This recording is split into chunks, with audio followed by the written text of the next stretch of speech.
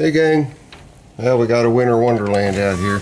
Say there's about 4.5 inches on the ground. Time to break out the machines and get some stuff taken care of.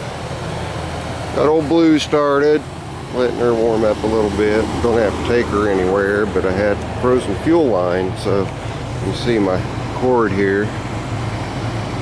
Run my battery charger and ran a heater to the engine block.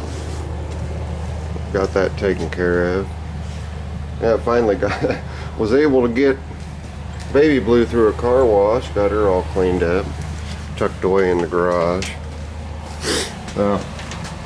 Picked me up a Blue Point toolbox for in the garage. Shop's where I do most of the work, but picked this little guy up here a while back. It was damaged at Rural King. Paid half price for it.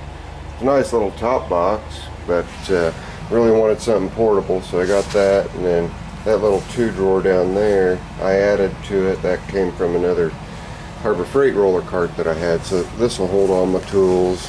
Got a flip top on it. Of course, got my heater sitting there, sitting next to. Let's get it in the picture. Sitting next to my now politically incorrect Woman's Friend washer, thanks to my buddy Osenga. But anyway, got some snow on the ground, got some driveways to clear. I'm gonna get some driveways cleared up here, and some tracks in the driveway. That's interesting. Anyway, somebody must have pulled in the drive and then pulled back out. Maybe the meter readers yesterday.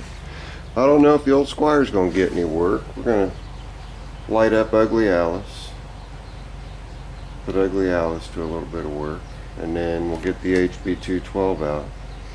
But it's just a prelude to the video with the old Jeep here. Really got to get that heater core flushed out. It sucks driving that thing in the winter. Anyway, stay tuned. As soon as I start moving some snow, I'll set up one of the cameras and tape a little bit of it.